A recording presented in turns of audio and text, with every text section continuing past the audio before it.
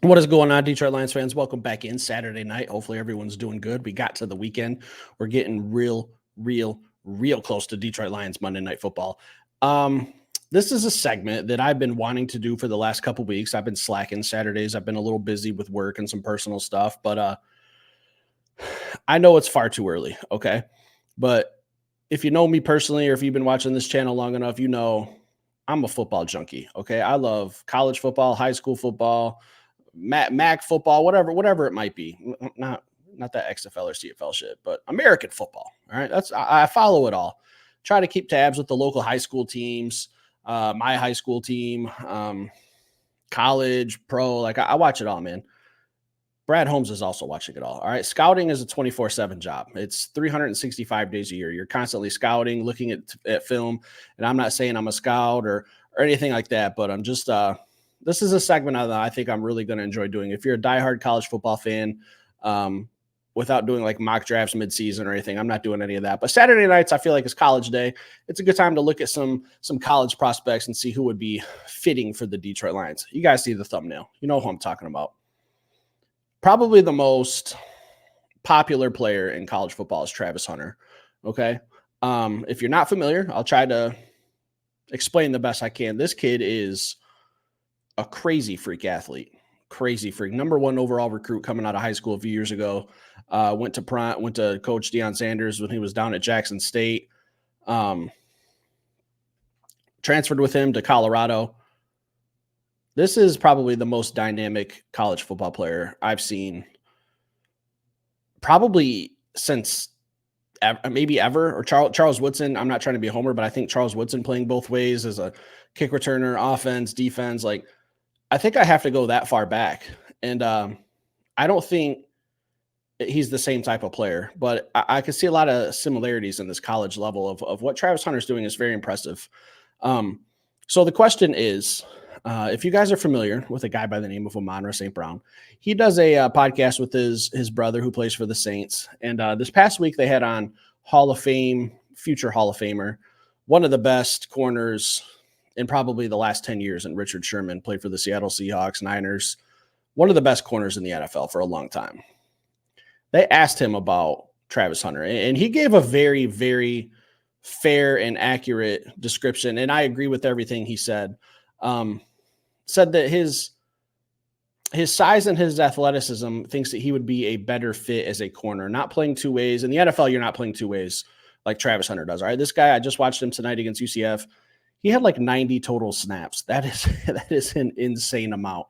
It's great, man. I applaud his conditioning and his the way he takes care of his body and keeps himself in game shape. But in the NFL, that's not going to be happening.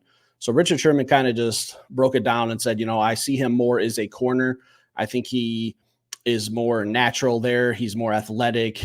He's not overwhelming size for a wide receiver, but for a defensive back, he's got a good size. And I agree. I agreed with that before I even saw Sherman's comment. So it just kind of validated me a little bit. Like, hey, maybe I know a little bit of something. So how does he fit for the Detroit Lions? Okay. I get it, guys. It's way too early. It's way too early to be talking draft. We're literally in week 4. I get it. We don't know what the draft shakeup's going to be. This isn't a mock draft. It's just does he fit for the Detroit Lions? It's hard for me to say that right now with where our roster is. I know we got Terrion Arnold, Ennis Rakestraw. Our secondary is very, very young. So if I'm looking at Travis Hunter as a defensive back, I don't know that he's the perfect fit. But could we possibly work him in somewhere? Absolutely. Carlton Davis is locking down number 1 corner. Terrion Arnold's on the number 2. Could he be that nickel guy possibly?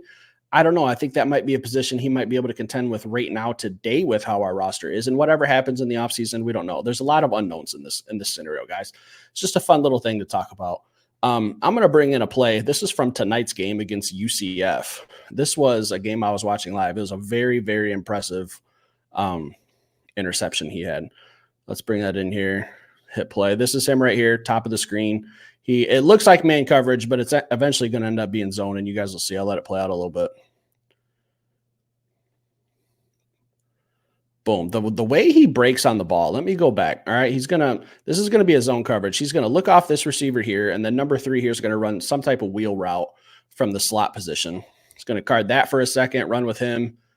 And then he's staring at the quarterback the whole time. And I don't know who this is out here in the flat short of the 40-yard line, but as you can see, he's about 8 yards away from the play. Breaks on it, boom, interception. And if this is the NFL, this might have been a pick six, maybe. That stupid. I don't like the college rules. I think if you should be down by contact in college and the NFL. You know, we shouldn't start getting these rules as close to the NFL and college should be the same type of rules on both levels. I don't like the rule, but this kid's athletic, man.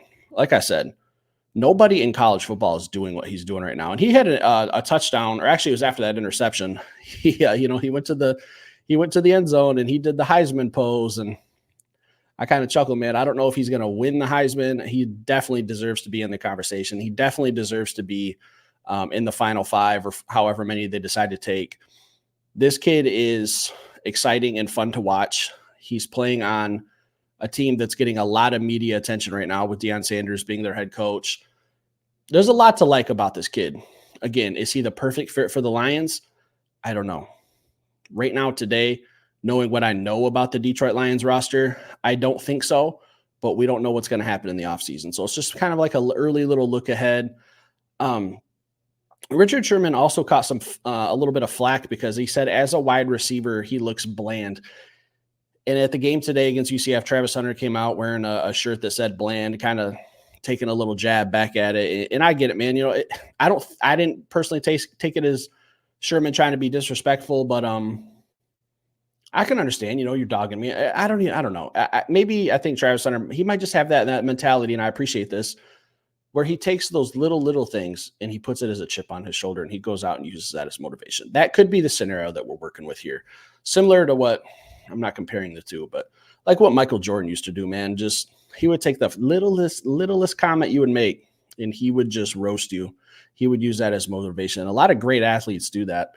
So that could be why he was maybe felt a little disrespected by Sherman, but I do agree with everything that Richard Sherman said. If you guys haven't watched that podcast with the St. Brown brothers, it was really good. He just said, you know, his athleticism is more fitting for a defensive back. His route running isn't fantastic. It's great. It's good at the college level, but when you get out here on Sundays, these defensive backs, man, they're a whole different brand of freaks. Okay. And I think Travis Hunter would fit into that category more than I think he would fit into a freak category with wide receivers. So my only concern, and this is really just me having to nitpick something, okay? Just maybe some character stuff. You know, I personally don't go for the going on the field before the games and jawing it with some of the other teams and getting in their face and the trash talk before the game. Hey, on the field, it's all fair game, man. But let's do it during the game. I don't know. I've just personally never cared for that. I've always just been more of like I'll talk some trash, but there's some stuff that I've seen him say on some mic'd up stuff that's just a little bit over the line for me. But as a player, I think this kid's an A+, 9.3 out of 10. I don't know where his draft stock is going to be or where he's going to be ranked. I know he's a first rounder. I think he will go in the first round. Could he be top 5? Yes. Is he a guy who's going to slide? Possibly. We don't know, guys. We still got to get through like the offseason, free agency, combine. There's a lot of stuff to dive into. I just like to do these little player profiles. I love talking draft. I love talking college football. Saturdays, I'm just going to kind of start dedicating to a little bit of college talk and find some guys out there who might fit for the Detroit Lions. I have some more guys on my list. Some of them might not be in the 2025 draft. Some of them might be a further down the road, but some exciting kids to watch. So if there's someone you want me to talk about, leave it in the comments. Stick around, hit that like button. I will be back with another show. Enjoy the rest of your night. Get ready for Monday's live show, guys. Can't wait. Giveaway.